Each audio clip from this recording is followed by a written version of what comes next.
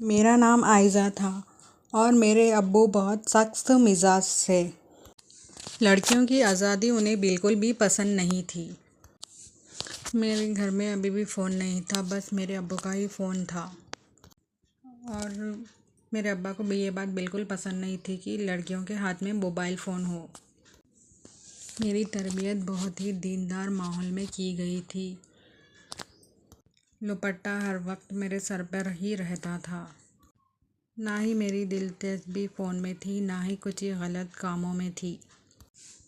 تعلیم مکمل کر کے آج کل گھر کے کاموں میں ہی ماں کی ہاتھ بٹاتی تھی، اور میرے ابو میرے لیے اچھا سا ایک رشتہ ہی دیکھ رہے تھے۔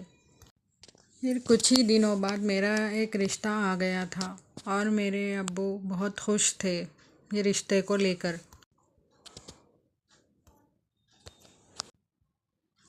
کچھ دنوں بعد میرے ابو نے میری شادی کر دی، اور میرا شوہر بہت اچھا تھا اور میرا بہت خیال رکھتا تھا۔ کبھی وہ میرے پاس آتا، میں اس سے دور ہو جاتی۔ مجھے محبت کا صلہ محبت سے چاہیے۔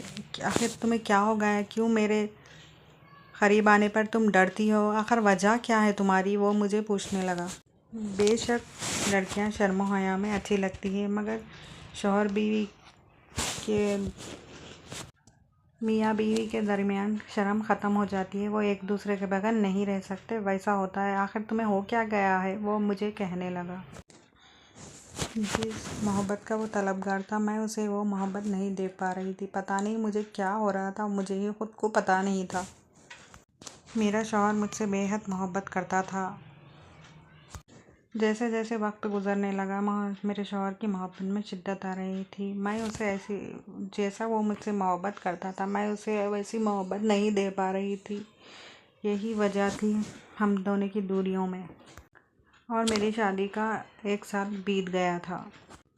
ایک دن میرے شوہر کا دوست گھر پر آیا تھا، اور وہ مجھے کہنے لگا، یہ میرا ایسا دوست ہے کہ اس سے میں نے کچھ نہیں چھپایا، یہ میرا بہت قریبی دوست ہے، اور اچھے سے تم کھانا بنانا اور اچھے سے تیار ہو جانا، آج شام میں میرا دوست دعوت پر آ رہا ہے، وہ مجھے کہنے لگا۔ اور میں نے کہا ٹھیک ہے۔ میں نے پورا دن کچن میں لگایا، کھانا بنایا، خود کو سنوارا کرا۔ میرا سارا دن یوں ہی بیت گیا، اور میرے شوہر کا دوست بے حد کھانوں کی تعریف کر رہا تھا، اور میں بس زبردستی مسکرا رہی تھی۔ بس وہ لوگ اب بس اپنی پرانی باتیں کرنے لگے، اور بچپن کی باتیں اور جوانی کی باتیں ایک دوسرے کو سنانے لگے۔ اور میرے شوہر کے دوست کا نام ایان تھا۔ پھر اس کا آواز سن کر میں ایک دم چمک سی گئی، اور وہ کہنے لگا، بھابھی آپ کے ہاتھ میں تو بے حد جادو ہے۔ وہ مجھے کہنے لگا، بہت زبردست کھانا بنایا ہے آپ نے۔ میں نے کہا بے حد شکریہ۔